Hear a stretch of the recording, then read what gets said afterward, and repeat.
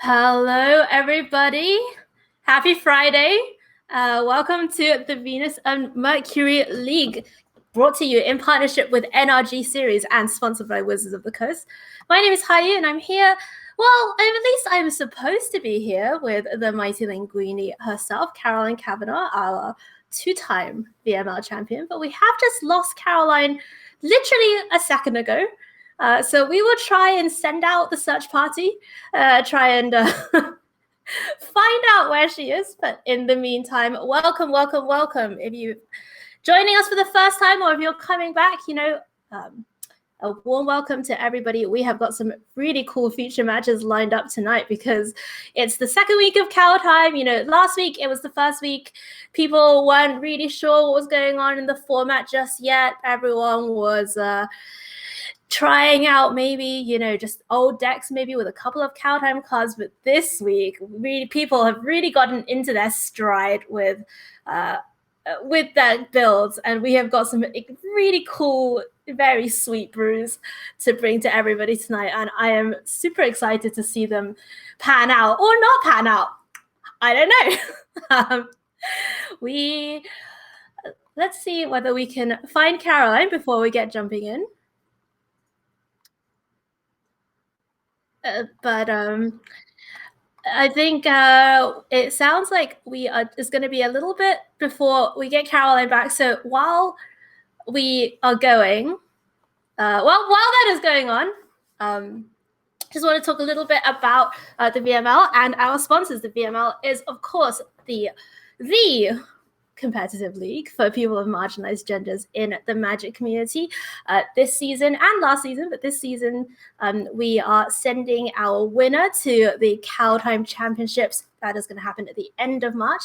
The top 8 are all going to get invited to the March Strixhaven qualifier weekend, which means that the top 8 gets to skip the ladder entirely next month, which is really sweet. And honestly, that is one of my big goals for this season, is to try and skip the ladder, because let's be serious, the grind is can be a little bit taxing, especially if you don't have a ton of time. So and it's really great that Wizards is supporting us with these prizes to help people in our community and help us, promote ourselves, get out there, get in the competitive scene. And we've seen so many of our players from this season and from past seasons, go on from the VML to making it to the top 16 of the grand finals. Cough, High Banana Fish, cough.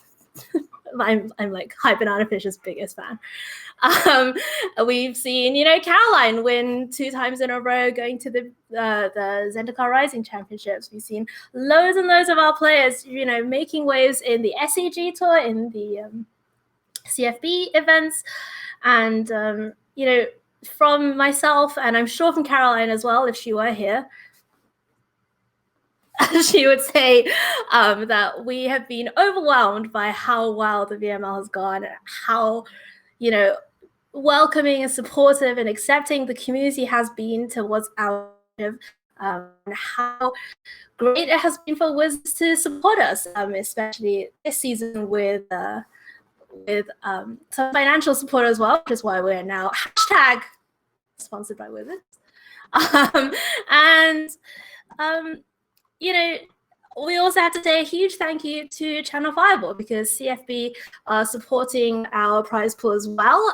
The winner is going to receive a whole year's subscription to CFB Pro, where they can read, all of the cool strategy content, watch all the videos, get all the latest thoughts from the greatest minds in Magic. So if you haven't checked out CFB Pro, I do recommend it.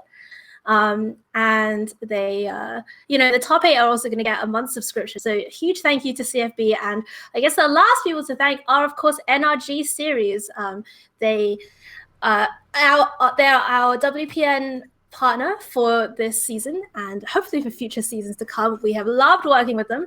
We have loved borrowing that staff judge, Max Khan, who has been really great in becoming the VML judge as well. And I think they have a few events coming up, actually. So I wonder if we could just have a look at their event schedule. I believe we have I would love to be able to do that for you, Miss Haiyue, and I don't think banner. people on the stream But have ever actually heard my voice yet. But oh, now they are. Isn't that amazing? huh? Wait, Phoebe, can they hear you? Yes, they can hear me now. Do Oh, you know why? Because I'm just that darn good. Hi, everybody. My name is wow. Phoebe, also known as Code Indigo. I am that quiet voice. Oh, wow. Okay, let's fix that. My name is Phoebe. Sorry. Oh my goodness. My name is Phoebe. Yeah, okay. Also known as Code Indigo. I am your productrix. I don't know what faux Latin I'm going to use right now. How's everybody Yeah. enjoying things? How are these Okay. wonderful people doing today, Haiyue? We're seeing a lot of love in the chat for our community, of course, lots of support. And Phoebe, obviously some of you may know Phoebe, from the chat, from, being around, but honestly, none of this would be able to happen without Phoebe. Phoebe is the best producer in all of Magic. Okay. Haiyue, I'm just gonna flattery put will that get out you there. everywhere. You know that. I can't, Yeah, well, can it fix can the it get matches me? for you any more than I already do. Come on. Oh, oh my goodness, Phoebe. Well, can flattery get me an NRG promo slide? You're gonna have to ask somebody else about that. Oh, hello. Hi, Caroline, Carolyn. welcome back. Welcome back. So, The Flash party Caroline. has returned. Yes, I don't know if you were made aware of this, Caroline, but through the magic of the internet, I was able to hack in with my master leet skills. And now I'm audible, but I'm not going to be for very much longer because you're back to talk and I don't have to. So, thank you All so right. much. Thanks for And dropping in, Phoebe. And for those of you who have never met Phoebe, she's great. She well, literally does everything. it's what they pay me the big nickels for. So I will let you guys get on with this. And can we just say that if Phoebe had powers to hack into the internet? Hi, Caroline. Oh, wait, can you not hear me? We have you muted right now, I believe. Okay. So let's just get your voice on. Well, I'm talking. Unless it's me. Yeah, I'm talking. But I would like to know if Phoebe can hack into the internet, why Phoebe didn't hack in the internet and get my internet back. Okay. I'll be right back. Because that would be really awesome. What do you think, Stream? Oh God, now I did it for. Oh wow, oh dear, we've lost Haiyue now. No, Haiyue's just gonna come back and join us. Yeah, all right. And hopefully be able to talk to us. Yeah. And now I can't hear Haiyue. Well, that's okay. With us, everybody, while we get through some of these little technical difficulties. We are about to, Caroline, I was just telling everybody about our awesome sponsors for the season, about NRG, Wizards, and of course CFB. How are you doing? I'm good. My internet went out. Yeah. We were about to send a search party. I don't know if you were following along, but it went out. But yeah. Hello. Hi, friends. And you're back here. I was just telling everybody that we've sent some awesome people to the Pro Tour, or Pro Tour equivalent. That was you. We have? Who's that?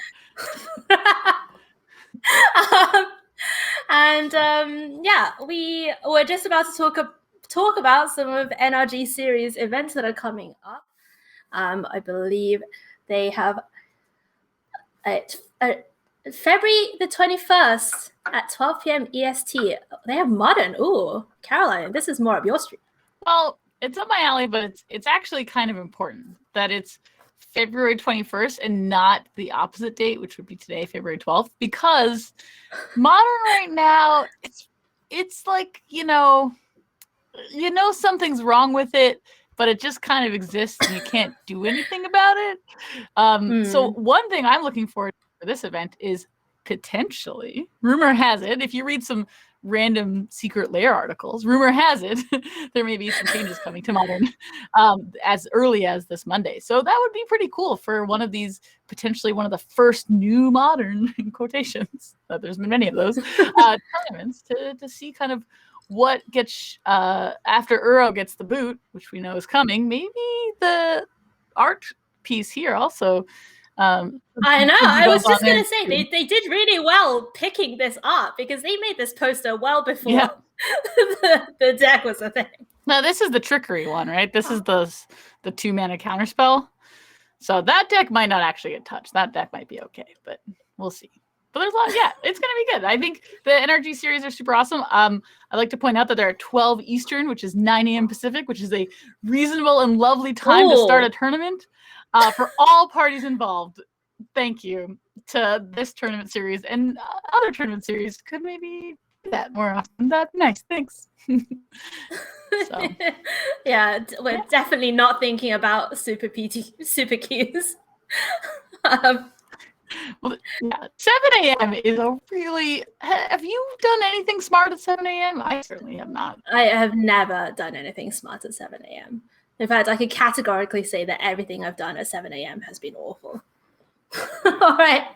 So without further ado, let's get down into our first feature match since we have spent a little bit of time fixing everything. Before we do that, let's have a look at this very cool pie this week, Caroline. There are so many slices on this pie that is actually insane for the metagame this week. We're used to seeing like a third big deck, a third other big deck, and then some slices here and there. But this week we have just literally anything you can think of. 9 versions of adventure, and even those are not all the same. We have Dimir Rogues, 8 copies of Dimir Rogues. People maybe still thinking about what was good in the previous format, sticking to the tried and tested. 7 copies of Rakdos Midrange, which I know, Caroline, as a deck that you've been pretty experienced in ever since it became a thing. 6 Sultimatum, the name that we have chosen to, or at least I think, to be fair, I think this came from Bloody stream, maybe I'm gonna say, but Sultimatum, 6 copies. That was what I played this week.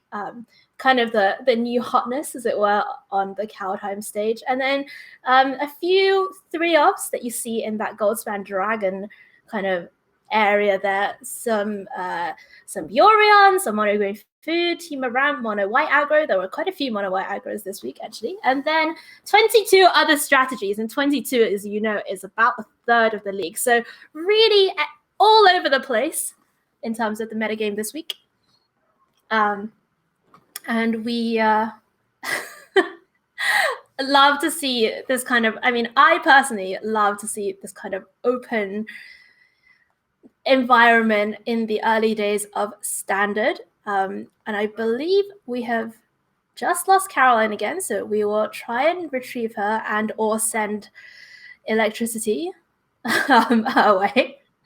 Let's go down to the first feature match and see what decks we've brought, because I'm really excited to bring this one to everyone. So on the one hand, this is from Division 1. And this match is actually kind of interesting because Division 1, the records in Division 1 are strange. There are 2 people at 5-0 in Division 1, and they're not actually playing this week, they're actually playing next week. For the Softies, who's our first feature player, they are actually at 2-3, which means that this match is very important. How the VML works is that the top 2 in each division will go through, and some number of wildcards will go through. And every season, we do get some number of 4-3s that make it through on the wildcard slots. So if you're at 2-3 in a tournament this week, week 6 is extremely crucial because you cannot take another loss. One more loss, and you're for sure out. So we have the Softies playing for that on the bubble, staying in the league, staying with that, keeping their chances of getting to the playoffs alive with Team Ramp, Team Ultimatum.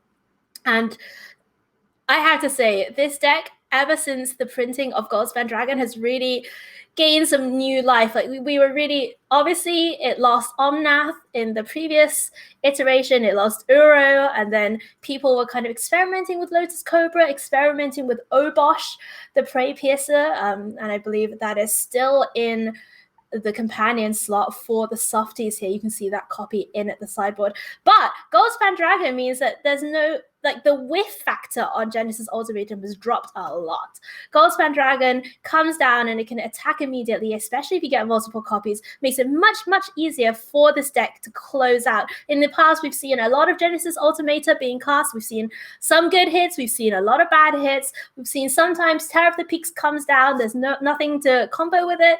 And then they just die on the crackback. So Goldspan Dragon, we're really looking to see whether it can shake up this deck list a bit. And, you know, we did see earlier on that I think 3 people submitted this week, and we'll see how it does for the softies. Let's have a look at who they are going up against. And this is a deck that I am really excited. I'm really, really excited to see if this deck happens. So this is Hogpug 98 Kavir, and Kavir is one of our 5-0s in Division 1. So for them, this match isn't as important in the sense that, you know, that regardless if they go 5-1 or 6-0, they're still very much alive and in contention for the top 2, and possibly even locked for top 2. I should say this division, but this deck is wild. So it's blue-white Yorion, and you can see there's Yorion on the side, and, you know, we see some of our things that we're used to from blue-white Yorion: Skyclave Apparition, Archon of Sun's Grace, Birth of Meletus, Elspeth Conquers Death. But this deck has this super cool combo, which is Reverend Hoplite from Theros Beyond Death, which is a 5-mana, I'm going to say 2/2, I could be wrong, but when it comes in, it makes a number of 1/1 tokens equal to your devotion to white. It's and this deck also, in combination, plays a new instant from Kaldheim, which is Mystic Reflection. And, you know, you could be forgiven if you had to look this one up, because I definitely had to look this one up. But Mystic Reflection is 1 and a blue. It's an instant. And it says, the next time one or more creatures come in onto the battlefield, they become copies of target non-legendary creature. I have not said that in the right order, but essentially you can, I think this is how it works, so that the Reverend Hoplite comes in, and then you can, with the trigger on the stack, the token making trigger on the stack, you can cast Mystic Reflection, so that all of the tokens that come in from the Reverend Hoplite become Reverend Hoplites. And then you just go off. And you just have like 5 million Reverend Hoplites that are making 5 million 1/1 creatures, and presumably you can also Yorion and flicker them and Nika Aris and do all sorts of crazy things. So we are hoping to see this go off this evening. Just gonna have a little check to see whether Caroline's back. I don't think we have her just yet, but I am really, really, really excited to see whether this happens. So Team Ramp going up against this innovative blue-white combo deck, let's call it. And let's go down to the action, and we'll get Caroline to join us whenever she is able to.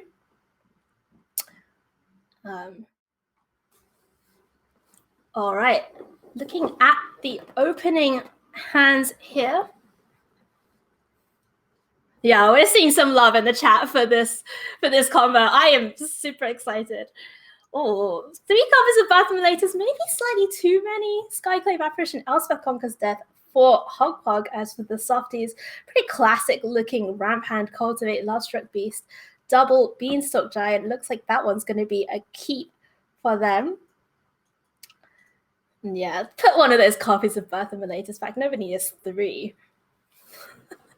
Oh my goodness. The softies rocking the full art pathway there. That's beautiful. I mean, obviously, yeah, playing Catch a Triumph, you know, turn 1, tap getting set up. And, you know, both of these decks kind of a little bit slower off the ground than you're necessarily expecting in this format, where, you know, we do know that this format has a lot of Gruul, it has a lot of aggro, has a lot of mono white in it, but this is kind of two decks that need a few turns to really put everything together. Birth Matrix comes down, gets that Plains out of the deck for Hogpog. And I believe we just have the arrows slightly on the, as in the pictures, I believe, are slightly the wrong way. So we'll just get that fixed for you as we see the softies put Cultivate on the stack, really ramping up, getting that mana in place, but no copies of Genesis Ultimatum just yet, just that 1/1 Princess on the battlefield for them. And I feel like I'm phasing through. I'll pretend to be Hogpog with this awesome deck. Okay. All right. Edgewall Innkeeper, pretty scary sight for anybody who has played Standard in the last. Oh my god. I honestly don't even know how long it's been since Throne of Eldraine was out. I'm going to say somewhere between 5 Ages of Men and 6 months. Maybe, probably 6 months. Or maybe a year or so. But Edgewall Innkeeper, certainly. I know, as somebody who's played against this deck a lot and played who doesn't really like to play adventures myself, that is a kill on sight card, and looks like Hogpog agrees with me. Skyclave Apparition going to take that one down, and there you see it, Mystic Reflection going in to foretell, and it's only 1 mana to foretell. So, you know, we see Hogpog with that Plains in hand, does have the mana available to combo, but just needs to find a copy of Reverend Hoplite.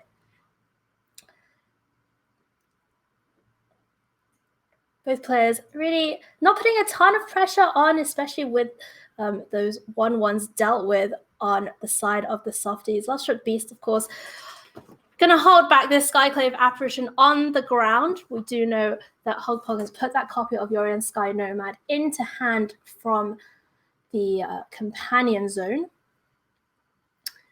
And this is kind of what these blue-white decks love to do. They love to get their Omens down, get their Sagas down, get their Glass Caskets down, and just try and max out the value when you eventually play that Yorion.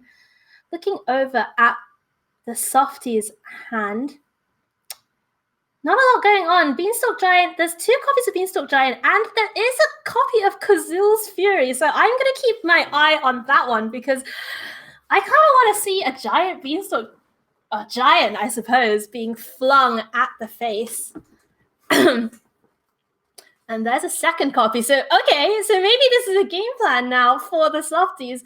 No counter magic in hand for Hogpog. I'm just going to have a look over at the deck list and see whether there's any counter magic in the main deck here. Looks like the answer is no. So there's literally nothing stopping the softies, at least before the sideboard, from just double Kazul's Fury, I believe. That's pretty spicy. Yeah, no instant speed interaction. Maybe some instant speed life gain. A couple of copies of Omen of the Sun can really buff up that life total for Hogpog, and they are at 23. So not quite there. Oh, and here comes Elspeth Conquers Death. That is going to get rid of the 10/10 Beanstalk Giant, but the softies ripping Genesis Ultimatum off the top and didn't have it. Let's spin the wheel and see what we can find. Okay, not this is the problem with Genesis Ultimatum, right? It's like, you know, sometimes it's just lights out. You get Terror of the Peaks, 2 Beanstalk Giants, and there's life out. And sometimes it's like, okay, there's a Terror of the Peaks, there's an Edgewall Innkeeper, you know, that's going to be able to draw another card. And luckily for the softies, finding some more copies of Genesis Ultimatum, but we know of, and the softies also know that, Yorion Sky Nomad is already in hand for Hogpog, which means that it can come down and flicker that Elspeth Conquers Death, so potentially I hate dealing to with this interrupt Terror of the you, Peaks beforehand. Haiyue. This is the Hi, Magic Phoebe. Voice, and I would like to let you know that the part of Carolyn will be played tonight by the illustrious Becky Bell. Hello, Becky. How are you doing? Hi, how are you? Haiyue? Thank you for stepping in for course. Caroline. You know, when At the duty last calls, minute. duty calls. Although I It looks think like I came Becky into a is very intense. Can Going you to hear me? be joining us soon. Okay. Wow.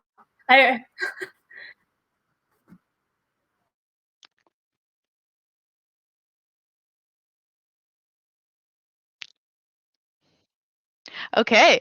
So I'm trying to come in and figure out what's been happening in this. Hi. Do you wanna fill me in on how this game has been going and what exactly is happening? Because I came in and it looked, you were talking about Kazul's Fury with a giant beanstalk giant, but now that beanstalk giant is gone, and some intense flickering is happening with this Yorion that just came down from the side of Hogpog. Intense flickering is right.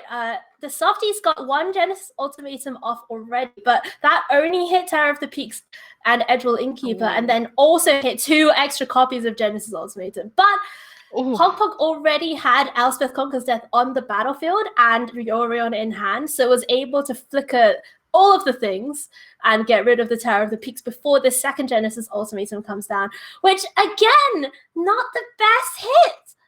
Just, but it did hit at 5 things at least. That's true. It did hit some number of things, but now that Elspeth Conquers Death tax is just live for at least one more turn. And Becky, I'm just going to get you caught up on the decks here because we have the softies on Team Ultimatum. Pretty, happy new Cowtime build of Team Ultimatum with the Goldspan Dragons. Oh, okay. But okay. On the other side, we have Hogpog. We have Hogpog on Yorion, blue-white Yorion, but there's a combo in the deck with Reverend Hoplite, which is that 5-mana card from Theros Beyond Death that makes 1/1 tokens when it comes in equal to Devotion to White, and Mystic Reflection from Kaldheim, which says that whenever one or more creatures enter, they enter as a copy of target non-legendary creature. So the idea, we hope, is for the Hoplite to come down and then for the Reflection, which you see already in the Foretell zone there, to make a copy of the Hoplite. Make all of them copies of the Hoplite. That's the kind of... Wow, that's so cool. Yeah, it's so cool. I'm like so excited for this to happen. And there it is. Oh, and there's the Hoplite! There's a Hoplite! Perfect for you to explain it to me. Oh my goodness, I'm so excited. Hogpog, please. I just got my fingers crossed that they have full control on. And pretty please. Pretty please. There we go. It's coming down. Trick on the stack. 8. Devotion is 8, and they're gonna. Oh my goodness. Oh, that's so many Hoplites. Oh my goodness. Smokes. 16 times how many Hoplites they just made, which is about 9, it looks like. 9 counting the one that they had. That's 100, and I believe that says 28 or 29 1/1 soldier tokens. So unless the softies can win in the air this turn, I think that this game is going to the extremely huge combo that Hogpog just got to pull off. Oh my goodness. Has she broken it? Is this it? It's pretty sick. This is incredible. And it's crazy because even then, I think the softies is still in it because there's Beanstalk Giant, there's Kazul's Fury, and you can see them counting their mana to see whether they have enough to get through that ECD tax. Ooh, the ECD tax does make it a little difficult. Makes the Kazul's cost 5 plus the Beanstalks 7. I don't believe that that's enough mana, though. I could be counting wrong as well. It seems that we're 1 or 2 mana off, which is... yeah, a little unfortunate. And this is equally unfortunate, Becky, because double Kazul's Fury, but Hogpog is at 21. So we're going to go to 1 if we're Hogpog. Oh, but we also get to stomp with the wait, Bone Crusher Giant. wait, no. And then that's 24. Surely not. Because the No, Kazoo Sphere is a Stomp red doesn't get source doubled. Stomp doesn't get doubled? No, Stomp doesn't get doubled because it's not. It's even. Oh, It's like okay, the only thing in the deck. But that doesn't get doubled. Oh my Oh goodness! my I cannot goodness. believe what we are seeing here. The Hulk Pug, after making almost breaking MTG Arena, Oh. making a billion squillion tokens, and then the softies just says, "Lol, no." Look, I can still deal 22 burn damage to you. You're at 21. Must be nice. Smile.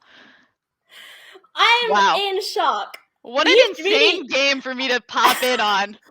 Yeah, you were just like, "Oh, hey, what's going I on feel like here?" I was just like, I'm your roommate, and I'm just like walking past your room, and all of a sudden you're screaming, and I'm just like, what is going? Oh my goodness! Okay, so Becky, for those of our viewers in the chat who maybe didn't quite understand what was going on there with the Reverend Hoplite, do you want to go through it again, or do you want me to? Go through it again. Go through it again. You seem very excited about it. I'm excited about it. I'm so excited. Okay, so really what happened there was there's a card called Reverend Hoplite, which is a 5-mana creature from Theros Beyond Death, and it's a 1/2. And when it comes in, it makes a number of tokens that are 1/1s equal to your devotion to white, which is how many pips of white mana you have on the battlefield. And the new card from Kaldheim, Mystic Reflection, says the next time one or more creatures enter the battlefield, they enter as a copy of target non-legendary creature. So the way that it works is when the Reverend Hoplite comes in with the token trigger on the stack, you can cast the Mystic Reflection targeting the Reverend Hoplite itself, which means that all of those tokens that came in, that you saw come in, the 1/2s, they were all the original 1/1 tokens, but then they turned into copies of the Reverend Hoplite, making exponential numbers of 1/1s. And I think that's it. I think that describes it. That is such a sweet, sweet combo. And I don't want to say that I'm sad that we didn't win with it. I'm a little sad. I do hope that we get to do it again. I wanted to go to a game 3, and I want both players to be able to do the coolest things possible with their deck. And the softies just did like a really cool thing. Like, it seemed like it was like, if your opponent does something like that, you're just like, how am I supposed to deal with this? But softies kept their cool, just did a little breathe in, breathe out, and was like, okay, I have 2 Kazul's Fury, counting their mana. They could see that with the 2 Lovestruck Beasts that they'd gotten off of the ultimatums, they were able to do a total of 22 damage with the 2 Kazul's Fury, the 2 Lovestruck Beast, and on top of that, with the Obosh in play, of course, and then on top of that, the Stomp from a Bone Crusher Giant to do basically almost exactly how much life Hogpog had. That was incredible. So nuts. You heard it here first, folks. When people start clamoring for Mystic Reflection to be banned, you'll know why. It was because of this. All right, game number 2. And we see that Reverend Hoplite already in hand for Hogpog, Birth of Meletus, and that second copy of Yorion as well. Looking over at the softies, Brazen Borrower, Edgewall Innkeeper, Goldspan Dragon, Mystical Dispute. What more could you want in your entire life, Becky? Literally nothing, especially against the blue-white control deck. You really can't hope for anything more. You're in a really good spot to just like have a little bit of aggression as well as a little bit of defense on your side. And Hogpog gonna spend, we saw this last game as well, Becky. You actually missed all of the setup. I did miss literally all of the setup. I only came in for the Grand Slam. The bases were all set up when I got here, and I just watched one person just like hit it out of the park and everyone run into home base. I understand sports references. I've had to more and more. So. But yeah, both of these decks, we were saying last time, do take a few turns to really get going, get all the pieces in place, get the cultivates on, or getting the omens of the sea and Yorion things going. Edgewall Innkeeper drawing a card. Classic Another Eddie. Goldspan Dragon. Because what's better than one? It's 2 Goldspan Dragons. I mean, I can't argue with that. I cannot argue with that. We've seen this dragon make waves since it was printed. I think this is probably the card that people were maybe the most excited about. Yeah, I would agree. say. Pretty much everyone I know who was watching spoilers for the first time was very excited for Goldspan Dragon to be announced, and like it seems to be the card that people were trying to brew with the most. Obviously, people were also very excited about Valky, aka Tybalt, and how that was going to work. And that kind of seems to be the card that's really made the most impact for sure. But Goldspan Dragon has also seemingly been the most brewed card in Standard, so it's one that we're seeing a lot of in this league.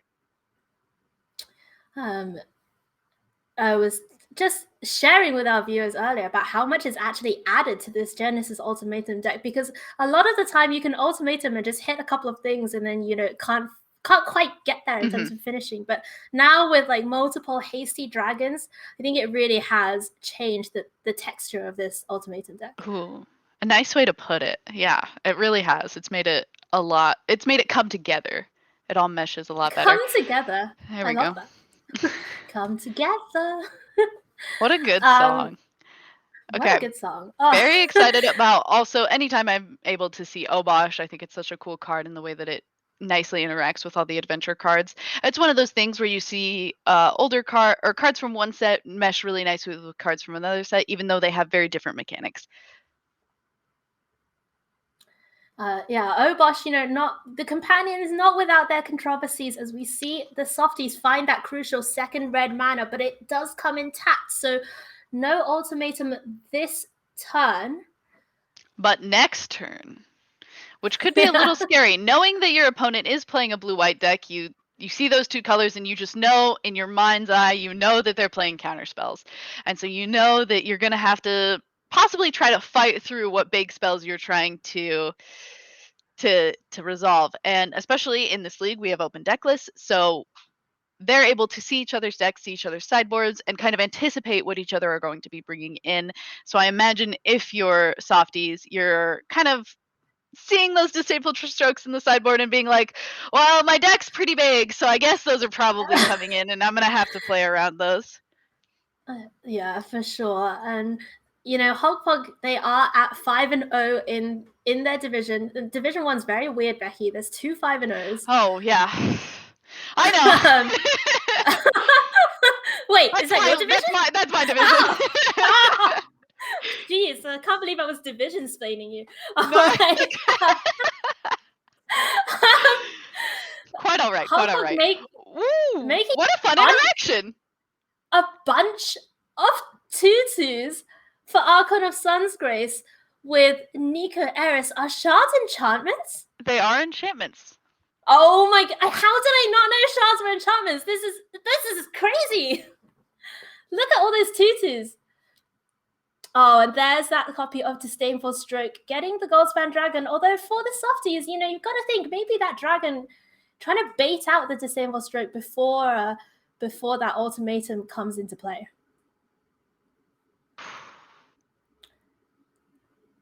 Yeah, shards are basically, they don't really share, but they are enchantments and not artifacts. They're just colorless enchantments, which is quite weird looking at them. It feels like they should be enchantments. Right. They look very like artifacts. Yeah, extremely. But they work very nicely with Archon of Sun's Grace, which feels really good if you're Hogpog. Yeah, this is great. I mean, honestly, I'm astounded by the deck building prowess of Hogpog here, really bringing not just that one combo that we were talking about before, but multiple synergies into play that aren't really very widely known. Here comes Yorion to do the Yorion things, flickering the Omen, getting that Lovestruck Beast out of here with the glass casket. Here comes Yorion, here comes Yorion. I feel like that's been the song since Yorion got printed.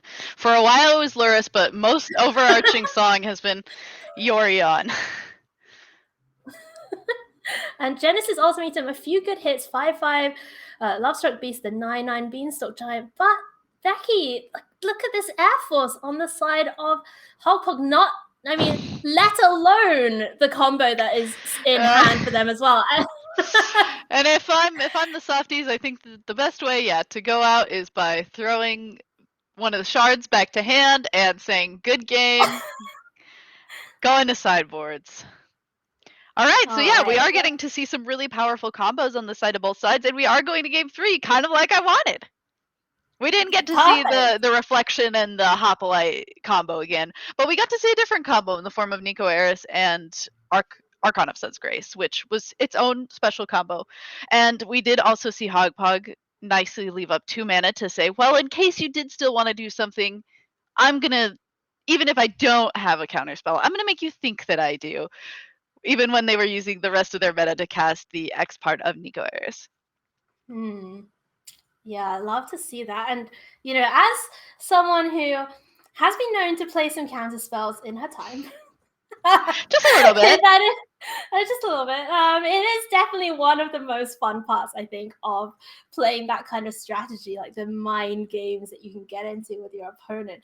And we actually saw the softies change up their sideboard strategy quite a lot there. The stern dismissals, those were going out and bringing back in those cultivates and terrors of the peak that they had kind of sidelined before. Looking at Hogpog. Oh, go ahead. I was just saying, I do believe that is probably the softies saying, if I'm on the play, I'm more likely to resolve these spells than if I was on the draw. So I'm okay with putting in these like awkward kind of 3 mana and otherwise spells, saying that if I'm on the play, they're going to resolve and they're going to make it more awkward for my opponent to go from 3 to 5 mana while they're on the draw.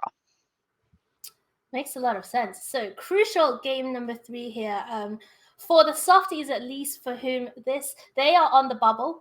So if they lose, I believe that is it for their chances of making the playoffs, unless something weird happens with the wild cards. But for Hogpog, who's at 5-0, you know, this week definitely seems to be on the having fun train this week. So yeah, we though for being on the having fun train, they did bring a very strong deck. They weren't messing around when they're having fun. They were not messing around. I am astounded. Like, I genuinely, I mean, don't tell anyone, but I might submit this next week. This is so cool. Nobody heard Haiyue say that. Nobody heard that. We don't know what Haiyue is submitting next week. Oh my goodness. I'm like in love. I'm like that starry-eyed hearts emoji. Hogpug's deck does feel like you'd look at it the first time over and be like, okay, whatever, and like not really think much of it. But now that we've watched them pilot it for some amount of time, we've seen both of the like little combos that are in it. They're not quite infinite combos, but they're certainly combos. They're strong pieces that work together. And it seems really strong, or at least like it's doing things that say your move, and if you can't make a move, I will win. Yeah. So let's have a look at what's going on in this game number 3. I believe Hogpog had to take a mole down to 5, so a little bit unfortunate in terms of the opening hand for them. But Nico Eris is able to come down and get rid of that Edgewell Innkeeper. Here comes the big dragon, though. Goldspan Dragon. The big hasty dragon. So hasty. Makes a treasure, and that passive ability where you can crack the treasure for 2 mana is insane. Yeah, Goldspan Dragon really likes its treasure and really likes getting the most out of its treasure. You'd think that most dragons would, but Goldspan Dragon especially does. Oh my goodness. And now the softies just going off with it. Every time I see this dragon and it's just, you know, when you get to untap with it or if it's unchallenged, it just looks so dominating. Beanstalk Giant could be an option this turn. Obosh into hand and cast potentially could be an option this turn. Thinking, what amount of plays are we going to make here?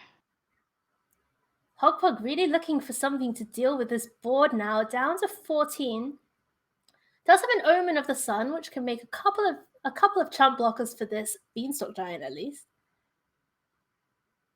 Oh my goodness! How about what's better than one dragon? How about 2 dragons? I think I said that when I came in too. That was one of the first things that I said. Look, it's just double dragon night here. It's 2 here dragons for good luck. Yeah, well, you know, it is the it has just been the Lunar New Year, so dragons very much flying around everywhere. You know. Oh. Not an ox, but it can do a little bit of an ox impression. He's got the horns. He can probably... Oh, yeah. Dragon can channel a little bit of its inner ox for the Lunar New Year, for sure, too. But is going with the wealth theme of the Lunar New Year with those treasures, of course. Yeah. You'll have to get the gold span dragon. Oh my god, I'm just imagining it like bringing a little red envelope with like a little treat, like cash for all the kiddies. Okay, so it's a big attack. It's a big It's a big attack. This is definitely presenting lethal, as we like to say on ye old commentary team. It's presenting as like it's bringing a present. It's anyway. Oh. Especially because we were just talking about red envelopes, so I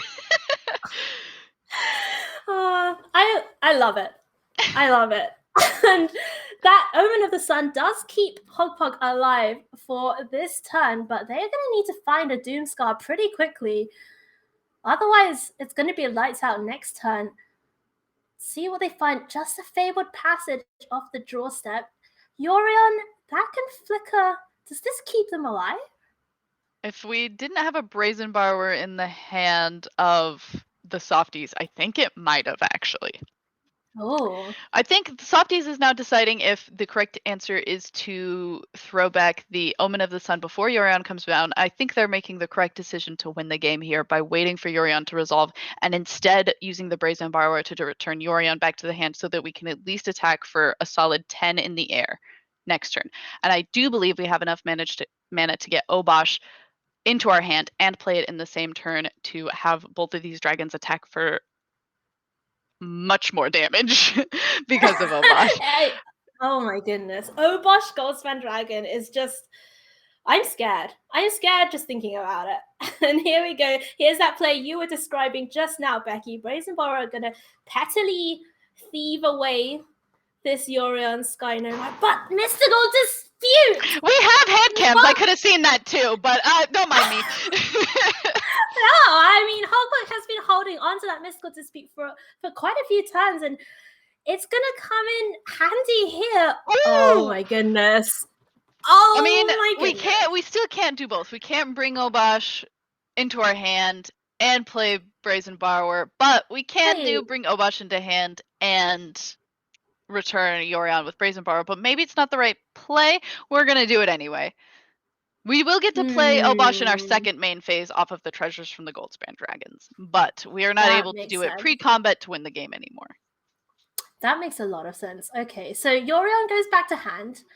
So the Softies, weighing up that tempo decision of, giving potentially more value by allowing another Yorion trigger.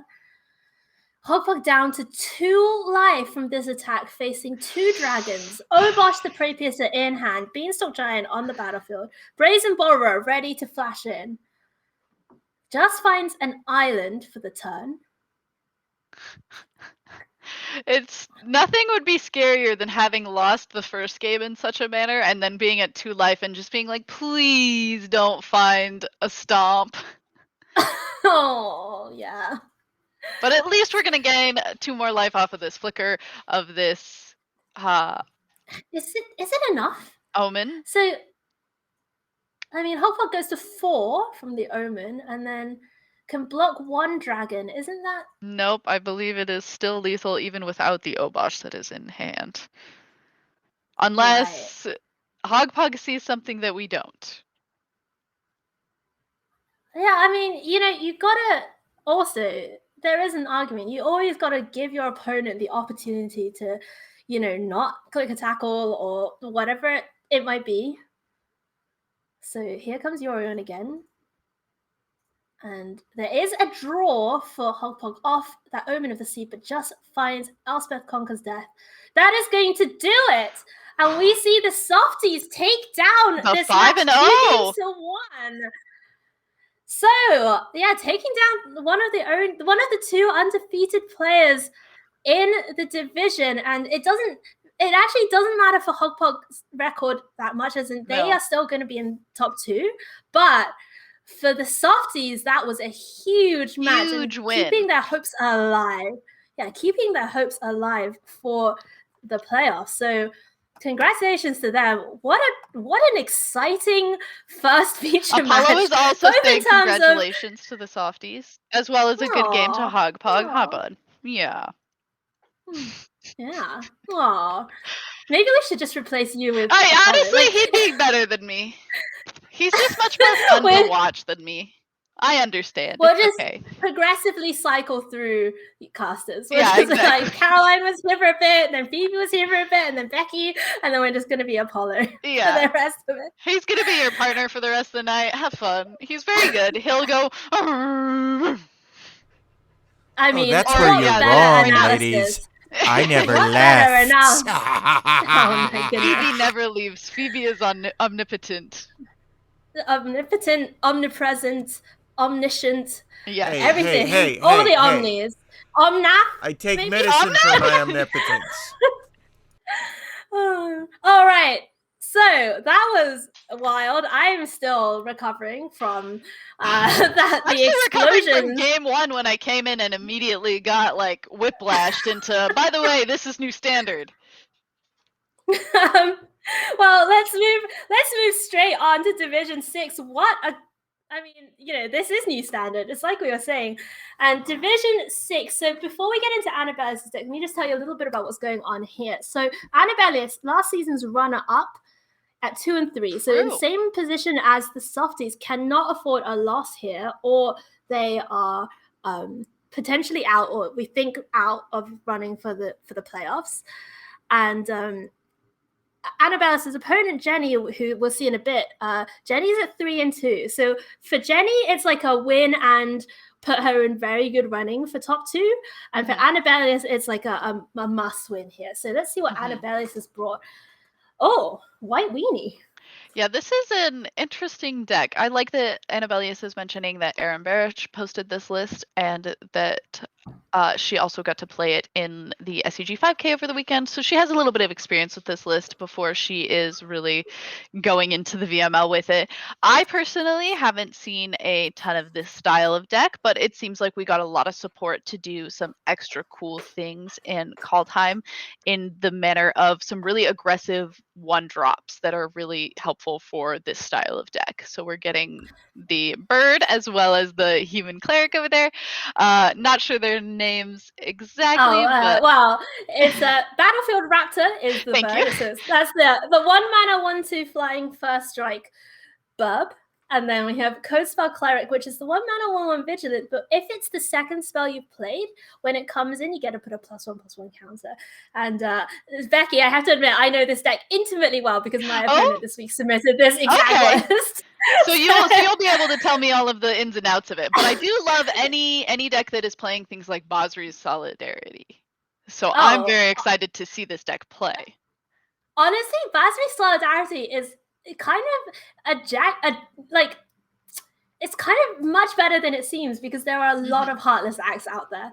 And Basri's Solidarity really turns off a lot of the Heartless Acts type removal that's going around. Clarion Spirit as well. Sometimes you see this deck on turn 3, just Clarion Spirit into Code Spell Cleric, and then just suddenly the board is full of these fires that are getting bigger, and all these anthem effects as well. 8 anthems in the deck, 4 glorious anthems, and 4 heraldic banners. I'm excited. And if you count Basri's Solidarity as an anthem, it's not super an anthem, but it's trying to be the best anthem possible. But it is going to turn off the Heartless X, so that's a big important part, as well as just like the ability to play the cool adventure cards such as Giant's Killer that's going to be able to defeat some bigger things that would try to stop your small creatures on the board, as well as Fairy Godmother to make your creatures fly over the big creatures of your opponent. So I'm excited to see this deck play out. All right, well, let's have a look at what Annabelius is going up against. We have Jenny, her on the other side of the battlefield on blue-red tempo. And this list popularized, I believe, by Luis Scott Vargas in the early days of the format, making full use of those foretell cards, the 4 Saw It Comings, 4 Behold the Multiverse, my personal favorite card from Kaldheim. And then just really getting in there with Disdainful Strokes in the main, Essence Scatters in the main, and of course 4 Goldspan Dragons to top off that curve. All right. Well, this seems like this one I've seen before. This one again has been one of the things that LSV has been playing since the start of the format. It's kind of been one of the most popular Goldspan Dragon shells that I've seen, other than of course the Teamer Ramp. But this one's at least like a new deck. The Teamer Ramp deck was a thing before Kaldheim. This one is more of just a thing that became a thing because of the Goldspan Dragons and some other things to fill it out. But I'm always excited to see a blue-red temple strategy. I'm always excited to see the way that they have sideboards that handle a menagerie of different strategies. And we are going to see a lot of both board wipes, things like the Storm's Wrath, things like the Scorching Dragonfires that are most likely going to be coming in to help us live through the aggression that is this mono-white aggro deck. Well, let's go down to the action. But as we are going down into the action, I also wanted to just quickly point out to you, Becky, that Annabelle's deck has 3 copies of Redain in the sideboard. And Jenny's deck plays all snow basics. So Redain, for those of you who don't know, is one of the new gods from Kaldheim, and I can't quite remember what the backside of her does, but the front I'm finding out right now. is a 3-mana 2/4 flyer, and she says snow lands, I believe, your opponent's control come in tapped, and non-creature spells that cost 4 or more cost 2 more to cast. Yeah, the flip side is Valkyria, Protector Shield. If a source an opponent controls would deal damage to you or a permanent you control, prevent 1 of it. Whenever you or another permanent you control becomes the target of a spell or ability an opponent controls, counter that spell or ability unless its controller pays 1. So both sides actually are going to be quite good against. So I imagine that those are going to come in. I do really like, so Snowlands have been one of the things that have bothered me kind of a lot because they just invalidate normal basics. So I like that they've printed a card like this that says that Snowlands are going to enter tapped to kind of punish that a little bit. Right, like it's not free to just put Snowlands. Yeah. Entirely in your deck. They don't become strictly better all the time, every time. Right.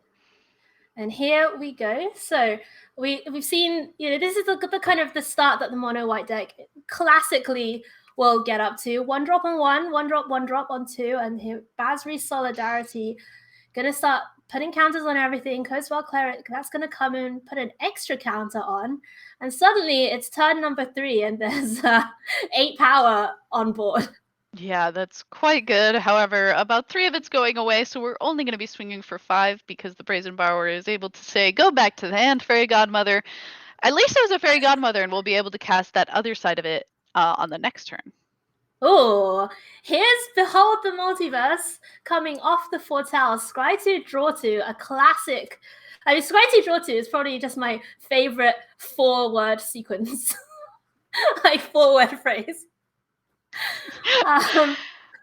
Quite telling, the Foretell, that your opponent probably doesn't have lands and probably needed to cast it 4 lands as it was cast on the main phase of Jenny. So at least you're getting that information if you're Annabellius.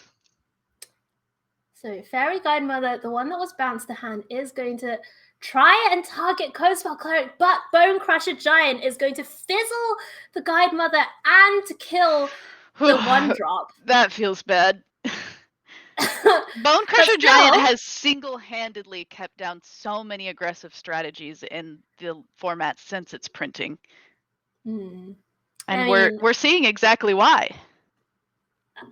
This deck, I believe there was a Pro Tour where every deck in the top 8 was playing 4 Bone Crusher Giant or something. It was kind of an insane statistic. Yeah, quite. But here we go. Second Basri Solidarity. This is presenting lethal. A present for you, lethal. A present for you. It's lethal damage, not the present that I wanted.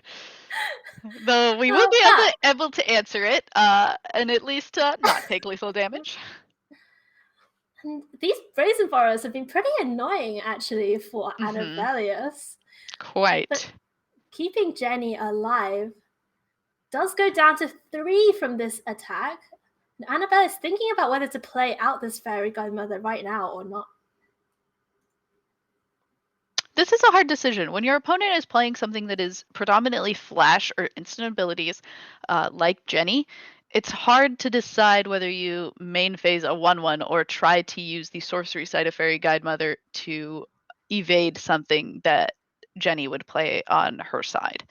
So it's interesting to see Annabellius decide to keep it and value the sorcery side that has the ability to get countered and fizzled because it is an adventure creature, and if its target goes away, like we saw earlier, it's going to go into the graveyard as well. So we could eventually be 2-for-1ing ourselves by not simply playing it out as a 1/1 flyer, but we'll see if it pays off for Annabellius. Another benefit, as you can see right now in hand for Annabellius, Clarion Spirit, meaning that keeping that Fairy Godmother back, potentially representing another token being made by that Clarion Spirit this turn for Annabellius. But first, to the attacks. To the attacks. Let's see what response Jenny has here, if any. Is it 3 life? Does have 5 cards left in hand. Oh, Shark Typhoon for 1. All right, not bad. It at least will block for the damage and keep us going to 1. I wonder if there's... presumably if there were a Bone Crusher Giant, you would imagine that Jenny would have deployed that before the Luminarch Aspirant trigger. Oh, Frostbite. The Snowy Shock. A Snowy Bolt, even. Yeah, on occasion, the Snowy Bolt. Yeah, not always, but sometimes. I've definitely been drafting that card a lot in Kaldheim Limited, which, by the way, if you haven't checked out Kaldheim Limited, one of the best limited formats I think we've seen for a while. Oh, well, I hadn't played it yet. So now that you've said that, you're breaking me down. So I'm going to have to go at least try it. I've just been scared. Usually if I start playing limited, I have to play at least 20 games of limited and it just becomes like a rabbit hole. And so I've been it's definitely a rabbit hole. I'm going to wait and make sure that it's a format that people are raving about, but you're definitely not the first person to rave about it, but you're the person that I would trust the most raving about it. So I'm going to have to give it a shot then. Definitely. So we saw Jenny scoop up that game number 1. Annabellius's go wide strategy was too much to overcome, and we saw those 3 copies of Redain come in for Annabellius, as well as 3 copies of Seasoned Hallowblade, which the 3/1 where the 3/1 for 2 where you can discard a card and it gets indestructible, and I believe you have to tap it as well to do that. Seasoned Hallowblade, of course, does seem to be pretty good against all of these Bone Crusher Giants that Jenny is playing. The Bone Crusher Giants, the Storm's Wrath, and the Scorching Dragonfires that are inevitably going to be coming in. Just saying something that is kind of trying to play a Danto Vanguard and say, I'm going to be really difficult for you to remove, especially with red spells. So Seasoned Hallowblade, a very good card to be bringing in this matchup. And we're seeing 2 copies of it. Lucky for us. Oh. Yeah, it does seem. I mean, this could definitely does definitely have the potential to be a key card here in the matchup. Getting it in under the counter spells of Jenny on turn number 2, who had to play that tap land, or chose to play that tap land, should we say? We don't know. We're unable to see Jenny's hand, so it's interesting to see. If we were playing from the side of Annabellius, if we would think that Shatter Skull Summit is... I never remember what the flip side of the expensive of the mythic lands are called. Don't worry, Becky. Nobody does. I still just always call them the front side. I know, me too. Okay, so it looks like it's actually going to be Petty Theft instead of Stomp to deal with the Seasoned Hallowblade, at least for now.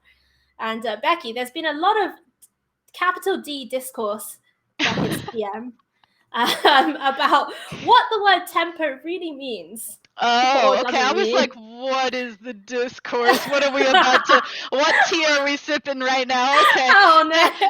That tea I'm okay to sip. Okay.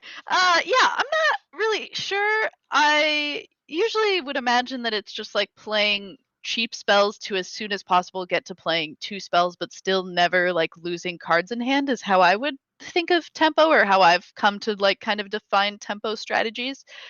But you could argue that a lot of the time that ends up being like a lot of aggro decks. Maybe not these like mono white decks or mono red decks that aren't so good at refilling their hands, but you add blue in there and all of a sudden you have ways that also incidentally get you cards back into your hand, and then I think you're falling into a tempo strategy.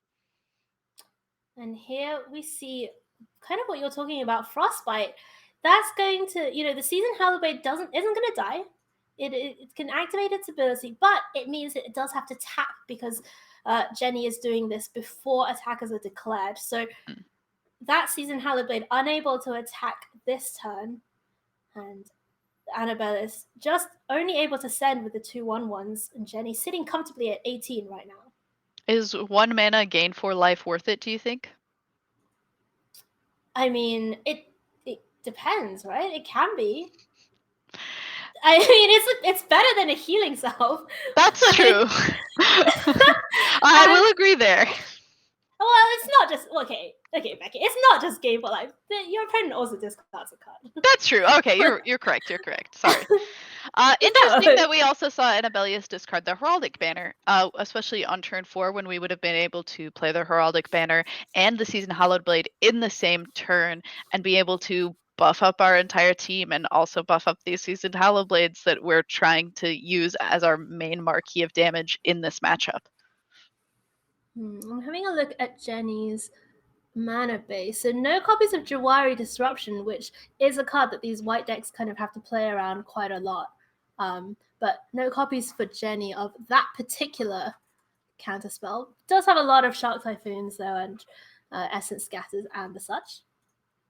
Shark Typhoon, certainly annoying. We're seeing quite a few of these anthems coming into our hand, but still choosing to hold up Giant Killer for as long as possible, or chop down, I imagine.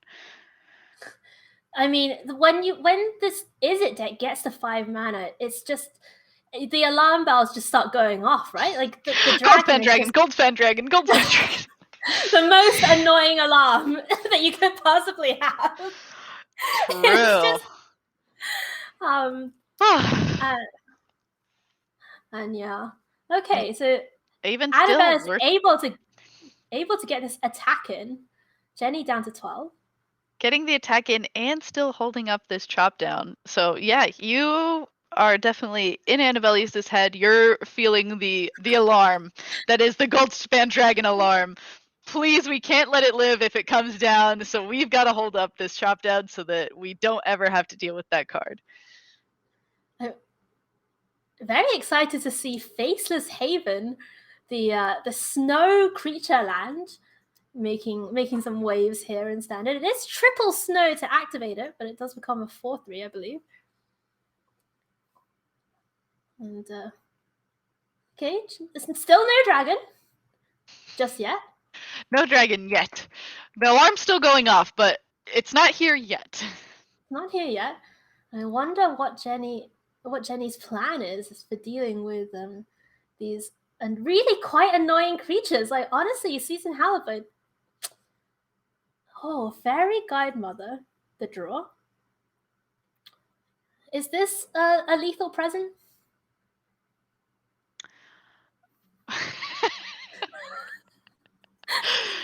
I in my moment of trying to count, I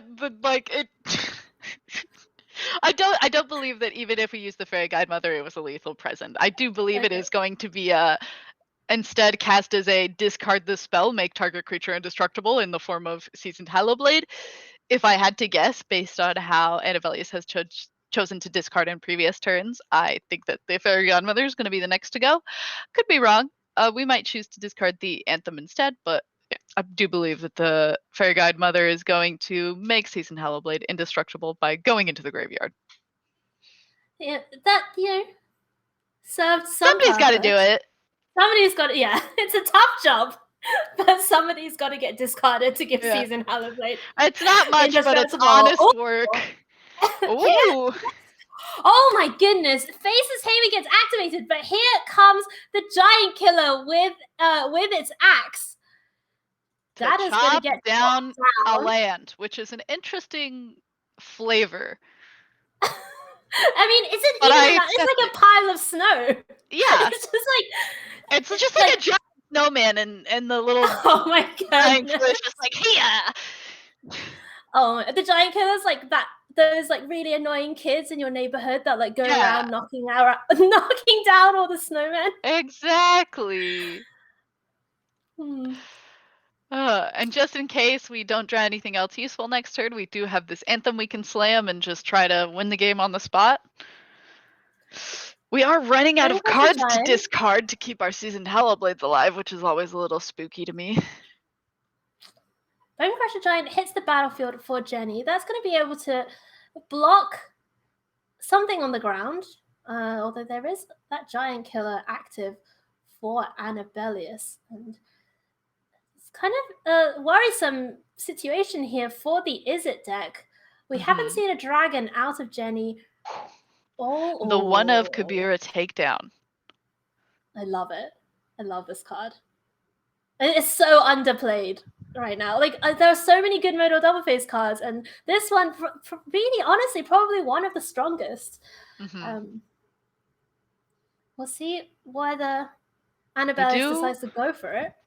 We do only have 4 mana, so our choices are kind of limited. We do have the ability to try and activate the Giant Killer. It is lethal if we do this, so it's just like trying to see like what's gonna happen. Oh, and there we have it. Annabelius. We're gonna try it, and it happens to be lethal. And so there you see it, Annabelius with White Weenie taking that one down 2 games to 0, and that keeps Annabelius's hopes alive, at least, of making the playoffs.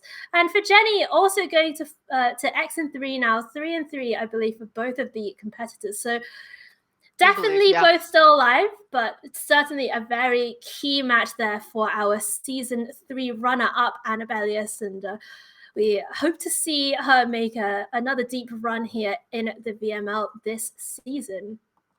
All right, so we've seen 2 of our feature matches for the evening.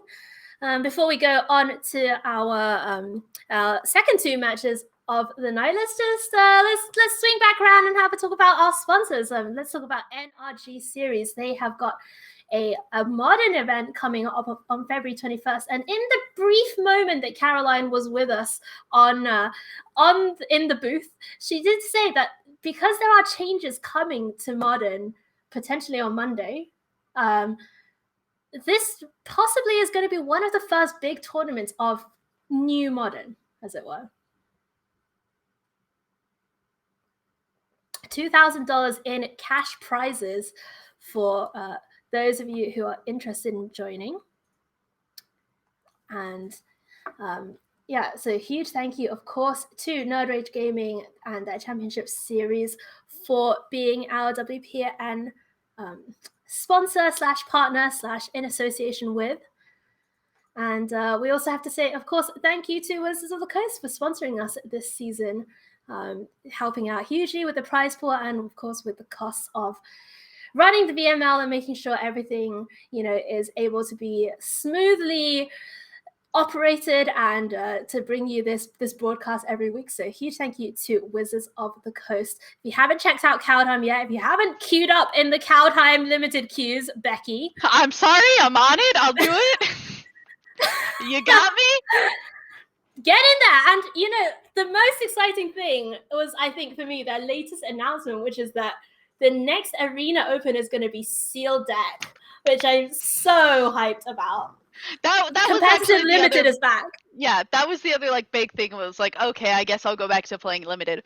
For so long we haven't really had a ton of support for competitive limited play, especially with GPs going away. Not really to their fault, mostly, COVID. Thank you. Great of you to do that, taking away my Magic tournaments. But now that the next one is going to be, or soon we're going to have a competitive limited tournament, it is very exciting, and we can all get our get our limited back on. I know. Although I have to say, like, not going to GPs has mean that like my skill in building sealed pools has really dropped a lot, because I really don't play sealed other than at pre-release, like in beta or at GPs. So and in pre-release, and in pre-release, you're seeing a lot of the cards for the first time, or you've like gone through, or you've like listened to limited resources or something like that, and you're just like, okay, what do I remember? What do I remember?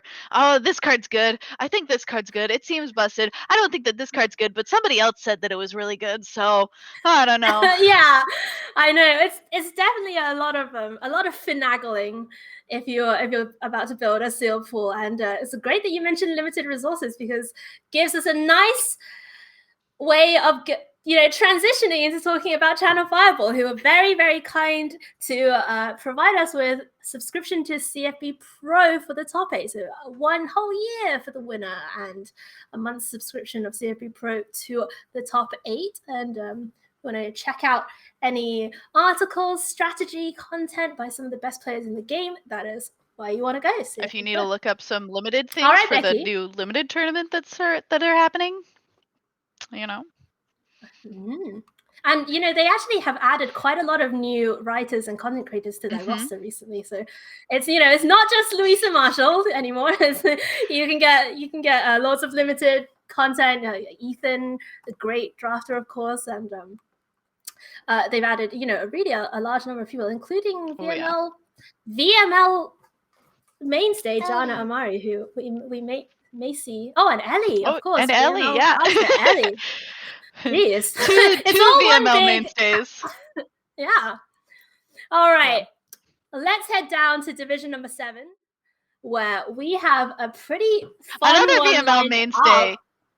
Yeah, Skybills, who is very well known in the speedrunning community, having hosted lots of casts for Games Done Quick, which anyone who's interested in speedrunning will definitely have been following or heard of those broadcasts. And Skybills, of course, also a caster here. And Skybills was actually on last week with Ellie, who's our other new caster. They did such a good job last week, Becky. It was so great to see them getting into their stride. And Skybills has had kind of a tough run through Division 7 so far. She started at 1 and 2, and she's battled to 3 and 2. In Division 7. And it's weirdly, not weirdly, but currently sitting in second place because there are no X1s. There are no X1s in this division. I think there's an XO, and then it's 3 2s. It's kind of a weird one. That's always the weird part about this, like the division style of play is, even if you're like, man, I'm like 3-2, and if you were in a GP, like that wouldn't feel good. You'd be like, I'm 1 loss away from just being like completely out of it, but you're never out of it in this division style of play. You've really got to just like take the time, breathe, and like it takes a lot for you to be completely out of the running. Like with the way the wild cards work, you're really kind of like in it until the very last round. And next week is our last round. I know. It's crazy how time has flown in this season. I just feel like it was just yesterday that we were announcing the sign-ups, and now we're week 6 already. Really does feel that way. And Skybills, I know, has really, tried to keep that pressure on herself to do very well, and really on that meta game as well. We asked her, of course, what she thought her opponent would play, and she thought, she kind of went quite deep, thought her opponent would go Yorion to counter Skybills' aggressive decks, and then, ended up on this Teamer Ultimatum list. Let's have a look at what Skybills is going up against. And we have... in Division 7, Rhea Skies, and Rhea has brought Naya Adventures. This, another one of the hot new decks from Kaldheim. Yeah, kind of really all brought together by the card Showdown of the Scalds, a new saga from Kaldheim. I couldn't remember what it was called. They're sagas. Oh my goodness. And it's kind of just like making a lot of the aggressive shells have a little extra oomph. So we saw like the Gruul adventure style decks were very popular previously in the last limited format, but now we're adding white to it to play Showdown of the Scalds and just really kind of use the abilities of getting the little bit of extra cards as well as putting counters on all of our creatures to really like push through that last bit of damage that sometimes you weren't always getting with the plain Gruul strategy. Yeah, a lot of people were comparing this card to Escape to the Wilds before we really saw it in action. But those counters really do add up. You know, you don't get as many cards as Escape. You don't get to play an extra land, but being able to pump up your board, especially when you're playing these like 3/1s or scavenging oozes, sometimes a little bit small, and getting your team beefed up is no joke. And they're still playing 2 copies of Embercleave and 3 copies of the Great Henge in this deck. Yeah, and sometimes you get to see an Edgewall Innkeeper get really swole and start giving them the old 1/2 as well. Oh wow, I'm excited to see that. That's always my favorite thing to see is when Edgewall Innkeeper goes into the red zone and is like, let's go. All right, let's go down to the action and see how this plays out. Naya Adventures up against Temur Ultimatum in the hands of Skybells. Looks like we're going to have Skybells on the lower half of your screen. Ooh, Goldspan Dragon, Cultivate, Beanstalk Giant, and Ugin. What more could you want? Yeah, I have a hard time throwing that hand away. It could be a little scary. This hand feels a little bit slow, so if your Naya opponent is going to end up being on a little more of the aggressive side, this could be a little bit of a scary hand to keep. But with that mana acceleration, hopefully we'll really just be able to, after turn 3, go 1/2 big dragon, even bigger elder dragon in the form of Ugin, and clean up anything that was dealing us damage in the early part of the game. So Rhea, meanwhile, out early with Edgewall Innkeeper and the 1/1 token from Lovestruck Beast. No third land though, and just has to deploy the Scavenging Ooze in hand. So we'll see if Rhea can find her way out of these mana troubles. Meanwhile, Skybells, no mana troubles over here. No mana troubles and more cards to get us even more mana. It's good on this side. We're just slowly ramping up and waiting to cast our big dragons. Double Showdown with the Skulls in hand, not what Rhea wanted to see, but is able to get an attack in. So Skybell's down to 13, but here comes Goldspan Dragon. Wee, dragon! And, there's actually a response here. Okay. Bonecrusher Giant to the face. I mean, if you're Rhea, you're hoping to just draw another land, and you're not really. You're at this point, you've decided that your opponent isn't playing any of their smaller creatures that Stomp is going to be able to kill. So instead, the pressure on the life total is going to be much more valuable. If we drew the land, we could have just played the Bonecrusher Giant and drawn a card, and it would have all been good. Sadly, we did not draw the land on the side of Rhea, and this is a little unfortunate that now we might be staring down an Ugin. Well, I mean, that Goldspan Dragon providing the ramp in the form of the treasures, not only making treasures, but also doubling the mana that you get from the treasures, and casting this Ugin now. Easy breezy for Skybells, and Rhea has seen enough. 2 lands, not going to do it against Ugin the Spirit Dragon. Yeah, it feels really demoralizing if you're stuck on 2 lands and your opponent resolves Ugin the Spirit Dragon, an 8 mana spell, and you're just, unless you're playing something like Affinity and you're just like, exile colored permanents, don't care about that. You just gotta say, I'm done. I've seen enough. So, yeah, first one gonna go to Skybells. Yeah, go ahead. Sorry. Yeah, no, looking at the sideboard, I'm actually just very excited, Becky, because I see some copies of Coma Cosmos Serpent. I thought the same thing.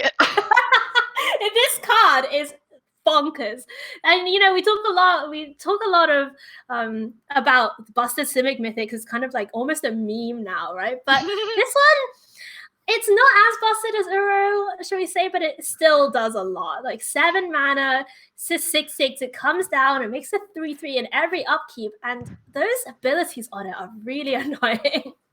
Yeah. You're saying you don't think that Coma is as good as Oko, Uro, even Hydroid Krasis? You don't think it's that good?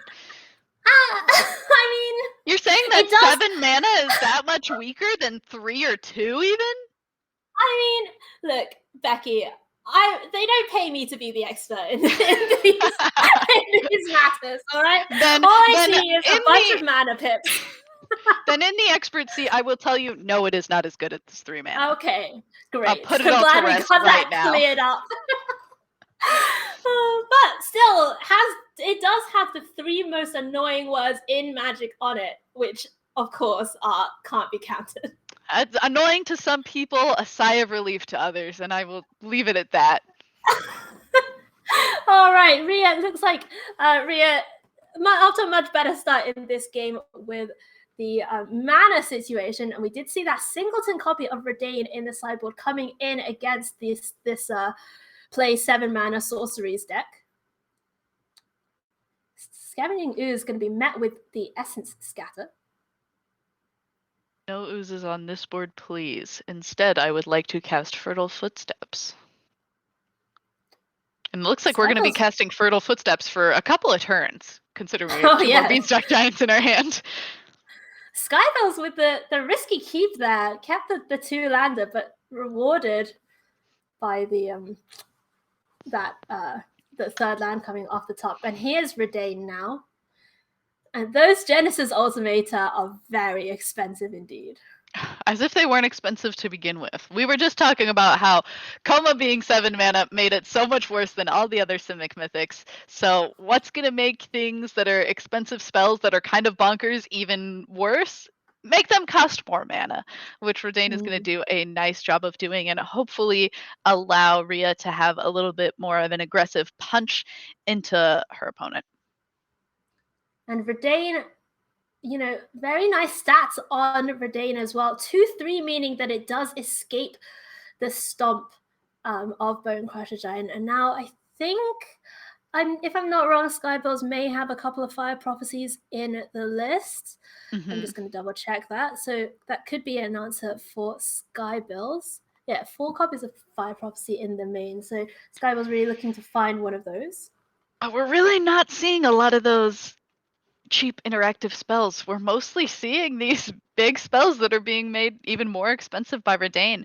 Eventually we will be able to play these Beanstalk Giants, but all right, Scald's doing some work for us. Okay. Yeah, Skybells took out the 1/1 that Rhea had in the hopes of stranding that last Strike Beast, but Showdown of Skulls finds 2 more copies of Edgewall Innkeeper. Here's the Fire Prophecy we were talking about, but Skybells at 2 life has to actually point that at the 1/1, even though she can see that there is that Edgewall Innkeeper in the Showdown Zone, should we call it? And that is going to Zone. I like that. I'm referring to it by that from now on. Yeah, for sure. I have all these names for all the zones: Adventure Zone, Escape Zone, Showdown Zone, Foretell Zone. That's another one. There's just so many zones. Zone's good. Yeah. All right, so we're evening this game up 1-1, and it looks like we will be on the play if we are Skybells on this game 3. So let's see if we decide to change it up at all. Looks like it's just going to be a couple of little adjustments, no large scale, change ups. Interesting to see those 2 copies of Shredded Sails making it in for Skybells. I'm having a look at Rhea's deck, and I think really those are destined for that Redain, and of course for those artifacts that we are so used to losing to in this standard form. Oh, we don't like to hear that. Another 2-lander here for Skybells: Essence Scatter, Shock Typhoon, Prophecy, and Double Ultimatum. Sadly, this 2-lander doesn't have 3 Beanstalk Giants to stem the bleeding if we are to draw our 3rd land. So we do have the Fire Prophecy, though, and the Fire Prophecy could bottom one of these ultimatums to hopefully get us another land should we get into that sticky situation. And considering that Rhea's deck is mostly small, we're not even going to think about it. We're just going to ship it back and not listen to my babbling anymore. This hand looks much safer anyway. Yeah, I mean, I'm kind of with you there, Becky. It was a very close one. There was an Essence Scatter, there was a Fire Prophecy to deal with the first 2 things potentially coming out of Rhea's deck, getting that loot ability on the Fire Prophecy as well. So definitely a tempting one, but Skybell's making the somewhat disciplined decision of sending it back. Shark Typhoon, Beanstalk Giant, and Genesis Ultimatum for Skybills. Looking over at Rhea. Land, Edgewall Innkeeper. What say you? I think that Rhea's hand looks like it's going to be... I was going to say quite difficult for Skybills to deal with until I started noticing the mana situation that is happening in Rhea's hand. In which case, at least we have this Lovestruck Beast to make our 1 mana on turn 2 feel a little less awkward. This Fabled Passage will be able to get us a Plains, but it is kind of a little bit awkward for Rhea, though her hand seems to be quite good. Yeah, definitely weird. The Kazandu Mammoth, that's a tap land. Has to choose between the red and white mana with this Fabled Passage. I think And here's considering the Beanstalk things in Giant for hand, you just Skybills. have to go for a Plains. Yeah, look, I think you're right, but that this deck is primarily a red-green deck. Oh, Fabled Passage off the top. At least we got that. Relief. Yeah. Every once in a while, you really just are kind of holding your breath, feeling a little scared. Oh, and the Cragcrown Pathway to even make us feel even a little safer, meaning that this Cragcrown Pathway could possibly even come down as a green source to play the Kazandu Mammoth next turn, or we'll just get a green source with the Fabled Passage next turn. All's well, all's well. Makes a lot of sense. Looking over at Skybills' hand. Now, Becky, this is just such a classic ramp hand to me. It's just like where it's a all bunch lands. of lands. Yeah. And then 1 7-mana spell, and you just trying to like cling on to your dear life until you get to that 7 mana. We're clinging pretty well. We are at 17. We're only being hit for 5. The Shredded Sails is like a little spooky, but we do have a cycling ability. We have 2 cycling abilities, technically. Well, now we have 1, because we chose to play the Katria Triome as a land onto the field. But we do have the Shredded Sails that we could, use differently. And I think we're holding on pretty well. I mean, it's going to change rapidly the moment this Showdown of the Skalds comes down, if it were to come down. But instead, it's going to be this Lovestruck Beast. The Skalds will be scary next turn. Next turn based on the way that Rhea has played this turn. Oh, especially now that she's managed to play 2 creatures this turn. Oh my goodness. 2 cards off the Edgewall Innkeeper. Lovestruck Beast ready to enable the Great Henge in hand as well for Rhea. So Naya deck really firing on all cylinders here. And Skybills, faced with this decision to cycle that Shredded Sails, we can see the Great Henge hanging out. Yeah. Not only the Great Henge, we also see a Fire Prophecy and a Bone Crusher Giant. It's all right. I went from defending Skybills and being like, we're at 17 life, we're fine. But I should have known, as somebody who's played a lot of ramp in their time, that sometimes you feel safe and then not a lot has to happen for it to all of a sudden be, I'm in danger. I know exactly what you mean, Becky. I actually also submitted ramp this week. I submitted Sultai Ultimatum with the new hotness. Okay, yeah. That's certainly the new hotness. Yeah, but there were definitely some scary moments of, oops, I'm down to 2 life. And holding my breath. This ultimatum has to do a lot. Okay, so for Skybills, untaps does have the mana to cast Genesis Ultimatum at 2 We gotta hope that this life. ultimatum does a Nugan. Gotta do a lot. It's gotta do a lot. Oh my goodness! Oh, but there's a Stomp in hand. Stomp in hand, so Rhea taking that one down. 2 games for Rhea Skies against Skybills. And I believe that means Skybills is now out of the running for playoffs. Taking a look, that does put Skybills down to 3-3. That also puts Rhea up to 4-2, which I believe does. Sorry, my bad. That does not. The Skybills is not out. She's not out. That was my bad. Not out. They were both at 3-2. Okay, so Rhea in a great position now at 4-2. Almost certainly going to be second in Division 7 in going into the final week. Skybills at 3-3, a bit more fighting to do. And we'll have to see how Skybills is the breakers pan out in terms of the wild cards. So my bad. That's okay. We also definitely like could see Ria's hand and could see the stomp in it, but then the moment that it came out, we both were very like surprised Pikachu meme. Like we both knew it, we were but just like, oh. right. I mean, Stomp just ending crushing dreams, bone It's been crushing crushing dreams all night. everywhere. It has been crushing dreams all night. I literally, honestly, Becky, I cannot wait till Bone Crusher Giant rotates.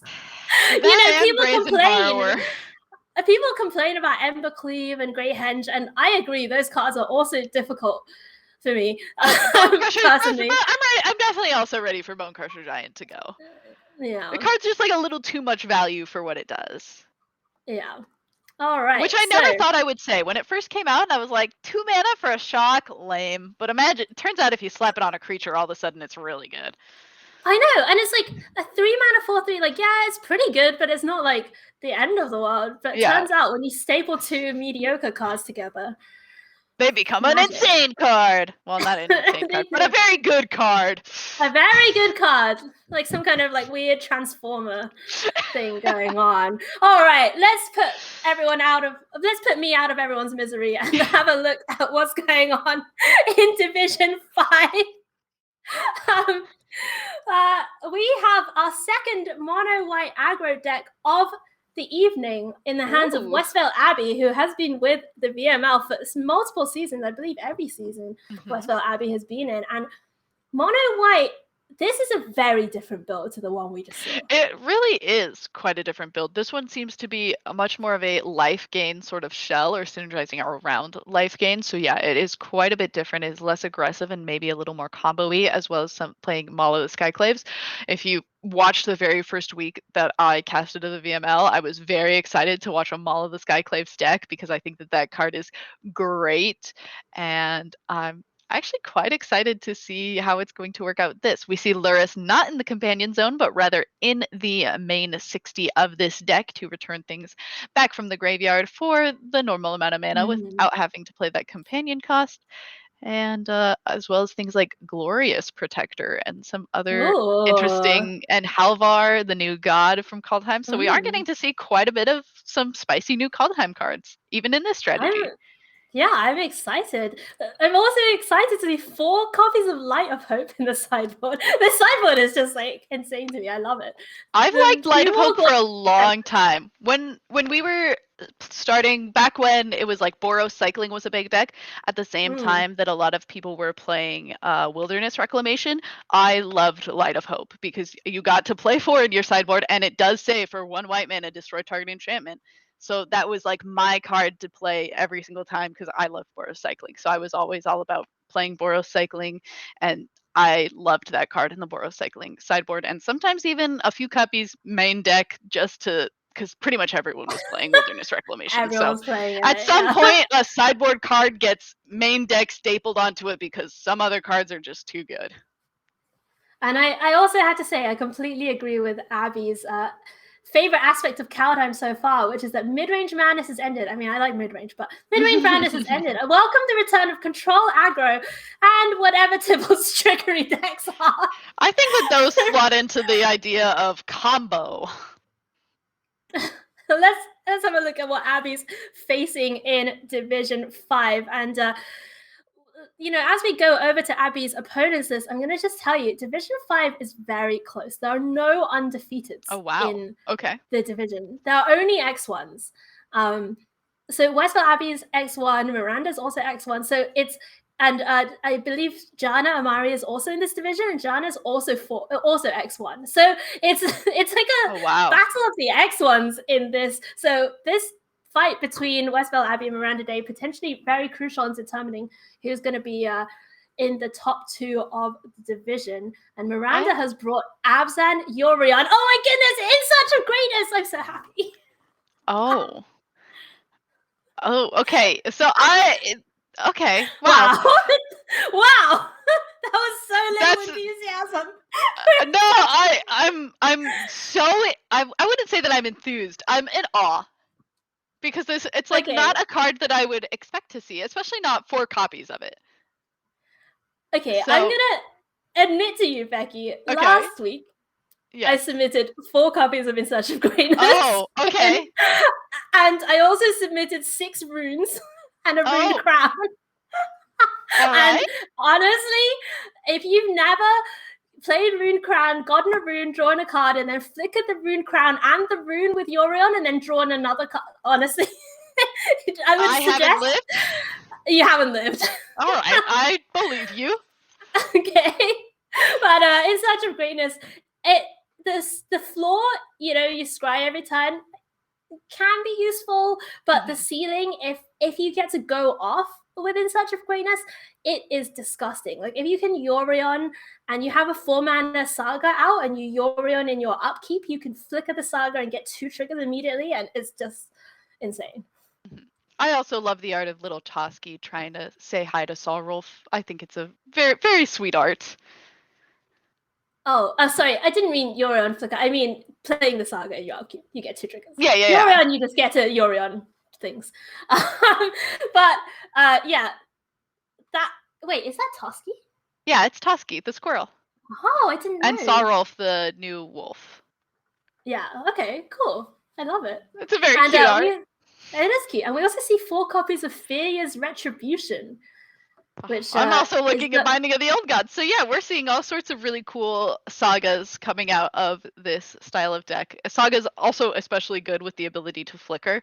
You get the good first parts of all of the sagas, as well as just trying to get as much value out of them as possible before they go to the graveyard. So very excited to see this deck turn some wheels and see what it is capable of doing.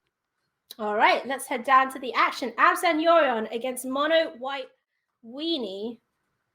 And God, I love that picture of Abby. I've always loved that picture. She was just so happy. Let's have a look at the opening. That's how Arclight Phoenix made me feel too. So I relate to that picture greatly. I love it. All right, Alcyon of Life's Bounty, Selfless Savior, Speaker of the Heavens, Usher of the Fallen, and Glorious Protector. I mean, this hand just looks so sweet. Honestly, this is like one of those things. Sometimes with aggro decks, like you're seeing so many like draft uncommons that you're just like, is it good? I think it's good. But those draft uncommons do come together and like become something greater than the sum of their parts. As for Miranda, though, in Search of Greatness, in the opening hand, Binding of the Old Gods, and Elspeth Conquers Death. So a pretty nice hand if you're going up against something like a mid-range mirror, or maybe up against a slightly slower strategy. But look at this matchup for Miranda. Elspeth Conquers Death. That basically doesn't kill. There aren't that many targets in the deck of Abby. And Binding the Old Gods. Are you really going to trade 4 mana for 1 mana? Probably not. You might have to in this case, but you certainly do not want to be doing that. And thankfully, at least like Elspeth Conquers Death, not really going to be killing a whole lot on the side of Abby, but at least like if it does come to it, Abby does have one of 2 Glorious Protectors in the hand that we could be able to exile with Elspeth Conquers Death. So it's not the end of the world. I do want to say props to Abby's choice in basic lands. Big fan of the APAC lands. Very happy that they put those onto MTG Arena. That plains is definitely stunning. All of the plains are bangers. I have to say I'm not a huge fan of how the frame comes out, like the old card frame on Arena. I like them in real life. Hurt. I'm sorry, but like I like them in real life, but on Arena they kind of just look like a bit like poop. I've never felt my heart so deeply stabbed. It's okay, I'll forgive you, but just know that I'm hurt. Okay. I'll make it up to you later, Becky. I appreciate it. All right. Oh, that's a big ol' hit for 5 on It was a 3. big ol' hit. 1 mana 2/1 into 2 mana 3/1. Suddenly Miranda's down to 13. But we have this In Search of Greatness. Well, a lot of the time yeah, I have to say a lot of it is more search than greatness.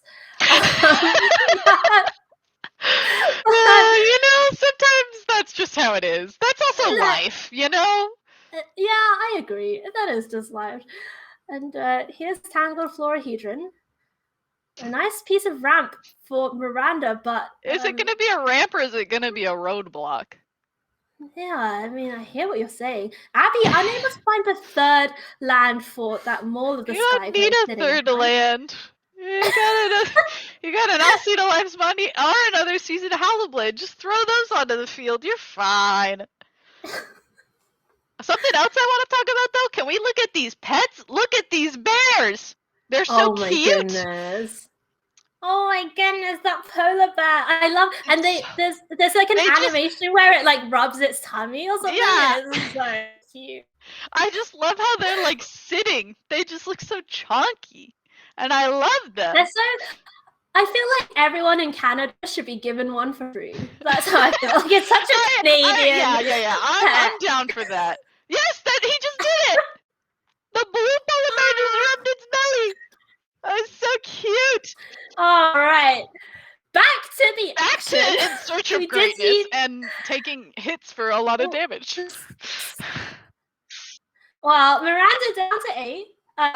And we did actually see that Tangled Florahedron trade off with the Usher of the Fallen. So unfortunately, though, for Miranda, that trade-off does still mean that there's 8 power on the battlefield, and Miranda is at 8. Yeah, it's okay. We drew another roadblock, so that's something. And it's at least something. That's true. There is an Alcee, but I mean, you know, if Abby finds a land for this Mall of the Skyclave, that's just GG, right? Miranda thinking about the options. Sadly, there are not many. Yeah, usually, you know, you're pretty happy to get a binding down on 4, but what are you even targeting here? Like, these 3 ones can't be destroyed. The Selfless Savior is, you know, taking out a 1/1 just feels so meaningless. Oh, this does not work. Oh, I think Miranda is seeing it as my options are so limited. I don't see myself getting out of this. So, gonna just try and make a play that maybe works, but certainly does not as any of us would like. But we've all been there. So, we're gonna just go ahead and go to sideboards. See if we can improve this game for ourselves on the side of the Abzan mid-range deck a little bit. Oh, look at those light of hopes coming right in. Oh, Westwell Abbey. In search of greatness? No, thank you. Finding the old gods? No, thank you. Doom Foretold? Definitely not. Oh, yeah, get that out of here. I wonder what else is under consideration. Redain has been such a useful little piece of sideboard tech for these white decks. We'll see what the Abbey wants to think about that against some of the more expensive enchantments that Miranda has. Hushbringer, interesting. Hushbringer is 4 in the main deck for Abby. So an interesting card for sure, but it does stop a lot of the blink effects. It is certainly interesting. Usually you would think of a lot of these like mono white decks to have a lot of ETB effects, because in the past a lot of the mono white aggro decks have worked off of ETB effects, but now the mono white decks, especially like Abby's deck, the only ETB effect is really on Glorious Protector. I see. That makes a lot of sense. So that Hushbringer basically, you know, just filling its role and not really disrupting yourself very much. Having a look at Miranda's sideboard, we saw Extinction Events come straight in, Shatter come straight in, and then some copies of the In Search of Greatness. Did Baneslayer come in? I didn't quite catch it, but possibly. I mean, I would imagine so. I love Baneslayer. I love Baneslayer Angel so much. That's my favorite Magic the Gathering art. Oh, yeah? It's been my favorite for pretty much since I started playing. It's just so beautiful. I love myself a good, like, very traditional looking oil painting in my fantasy card games. But that's Where's also your- the illustrator in me. Oh, Oh, no, I was gonna say you're definitely the expert in that, Becky. Roy, Where's your Abby? the bear gets the putting pot it- stuck on its face. Oh, sorry. Oh. I'm just so excited about the bear pet. I mean, you have every right to be. It is super cute. Okay, We did see yeah, Abby go okay. down to 6 on that mulligan, putting the Glorious Protector back under the deck, but does get out on turn number 1 with that 2-1. And I have to say, this Tangle Florahedron looking a lot better on the play for Miranda than it did on the draw. Yeah, it's going to get the 1 of Kabir takedown right out of Abby's deck. No ramping for you, and I don't want a 1/1 blocker because all of my creatures also have 1 toughness. So that can't stay. That can't stay. Oh, no white mana for Miranda. So Omen of the Sun, pretty good in the deck, but has to wait till that Emeria's Core comes down as the I don't know what the Emeria's Core's the other side is. As discussed, Becky. Give me 1 moment. Maul of the Skyclaves, though, means that this Usher of the Fallen is flying across for 4 damage every turn. Shatter the Sky looking a little slow on this board. Emeria, Shattered Skyclave is the other side. Oh, I have it open on my other monitor because I don't know what any of them are called, and so I have to look them up. I only know the front side of them. Emeria. Oh, the Sky Ruin? Was that what it was? No, Emeria, Shattered Skyclave. Oh, okay. So which doesn't make a whole lot of sense, but okay. No, I'm confused by that. Right. But I mean, honestly, Zendikar was just the Zendikar set had so many random place names in it, in all the card names. It was as a commentator, like as a caster, it was very difficult to learn. Yeah. I'm with you. We're getting to see the new boast ability be used by this Usher of the Fallen, making a 1/1 soldier after it attacks. Very cool. I feel like very cool was kind of lame to say. Very good in this deck. It's very nice to see like an ability like that, especially enabled by this Maul of the Skyclaves, getting us the extra ability to go wide. Something that a lot of the mono white decks haven't really had in the past. Yeah, it's been a while since we've seen one of these go wide strategies, and honestly, Usher comes down on 1, it's a 2/1, it can start pumping out these tokens. It's a nice little bit player for these white decks. Kind of wild that it's an uncommon to me, but I'm also here for it. That's just what Magic is like. Like the days something power creep, something yeah, something Isamaru, I don't know, Savannah Lions. Light of Hope. You called it. You called that Light of Hope was going to be for In Search of Greatness. I thought it was going to go for something a little more expensive, but you were right to say that it doesn't really want In Search of Greatness to be on the field. Well, look at this board state for Miranda. Finding that second white mana is going to be so crucial to Miranda's chances of even living through the next couple of turns. Mm-hmm. Yeah, if we find a Shatter of the Sky, then this turns around really heavily for Miranda. For sure. These white decks, they do have some cards. Season Hellblade, very good against sweepers. The Glorious Protector, that new Angel, pretty good against sweepers. But right now, looking at the battlefield, if that Shatter comes down, we're in trouble. Ooh, but bottom. At least that's a card that we can play. Wait, does that? So you can bind name the Mole here. Yes. And I think that is what you have to do. You have to bring the Usher back down to the ground and say, if you want to attack to make more 1/1s, you got to go through my 1/1s. Okay, so Miranda hanging on by a thread. Yeah, not a plains, but certainly not a bad card to draw in this situation. Yeah, so Alseid, that cannot protect Maul of the Skyclaves, which is an artifact. Alseid could only protect creatures and enchantments. So that Maul does get bound. We'll see what Abby finds. Just planes. Not what Abby wanted to see. So, I mean, wow, this game is, Miranda potentially peeking around the corner here. These 2-1s are gonna trade off with those tokens. You can make a couple more tokens, I suppose. Mm-hmm. We were able to see Miranda there pull up the aspirant page and move it to another browser to make sure that the one card in Abby's hand isn't some kind of tricky, like, all your creatures get +1/+1 before we go to these blocks. I respect it. I'd be doing the same thing.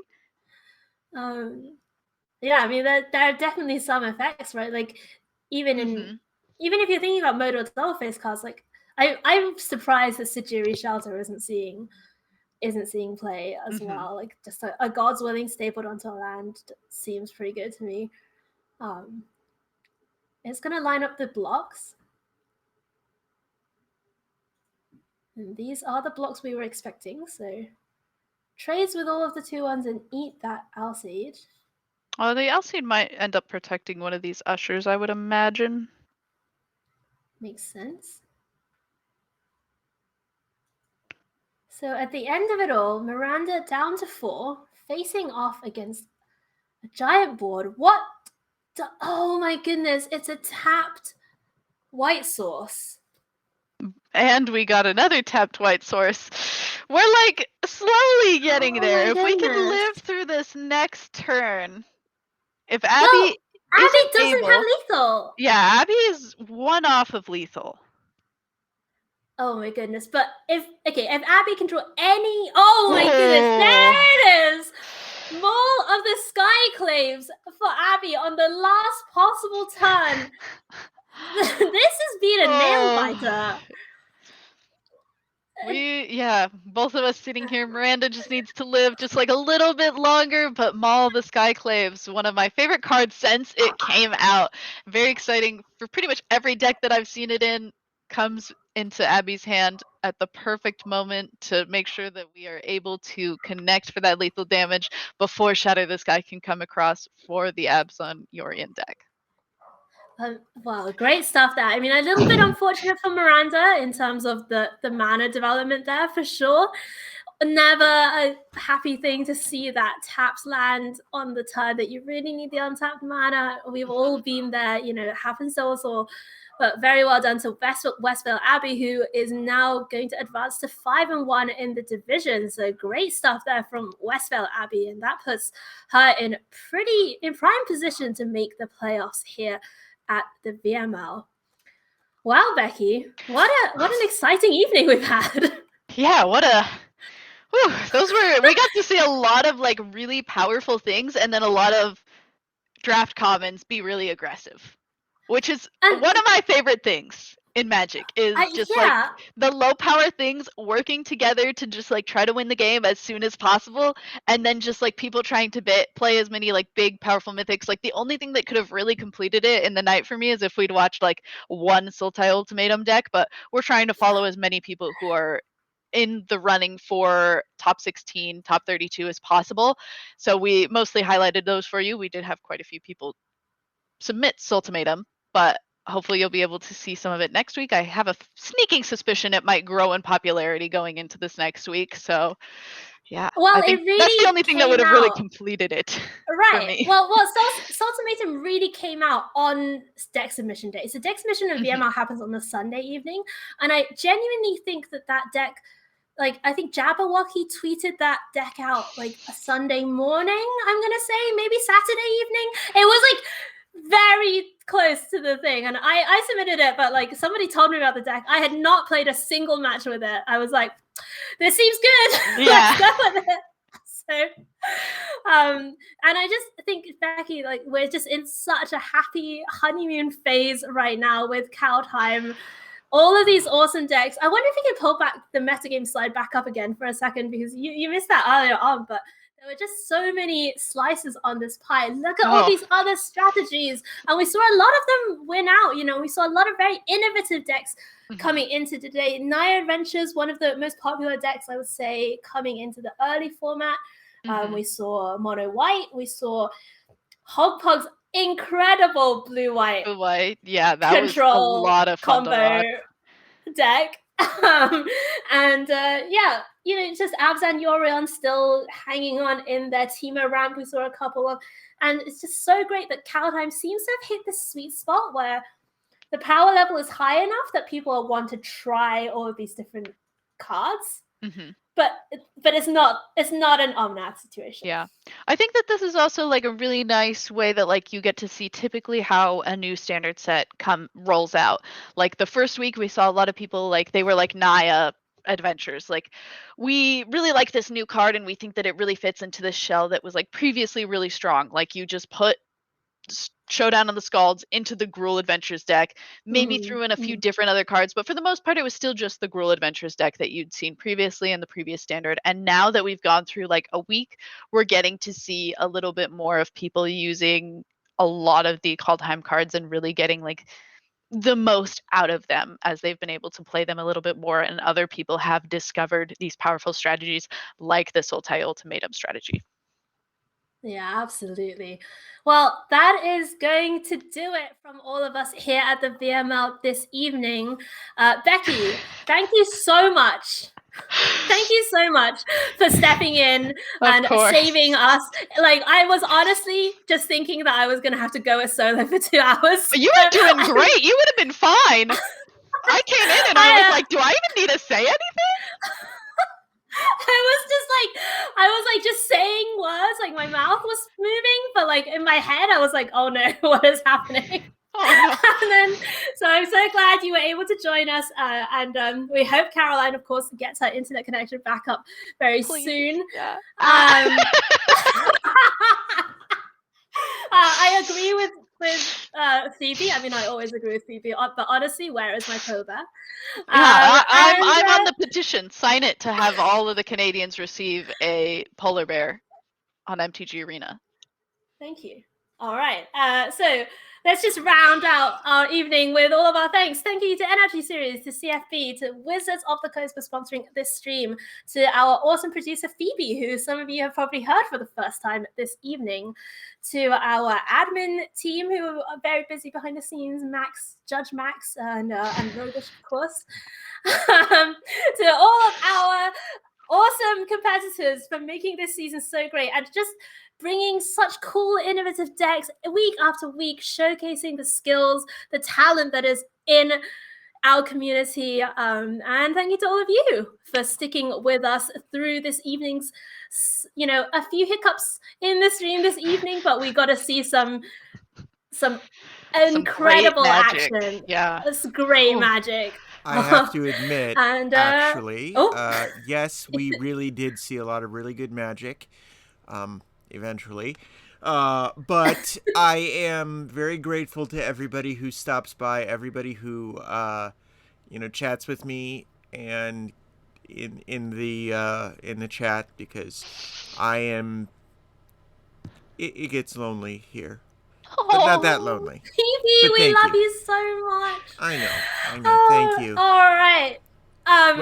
So great to get some Phoebe appreciation, and that's gonna do it. Becky, if people want to connect with you, where can they find you? I'm pretty much that little bird next to Becky Bear in all lowercase. That would be me. Becky's without a C. Pretty much find me everywhere using that.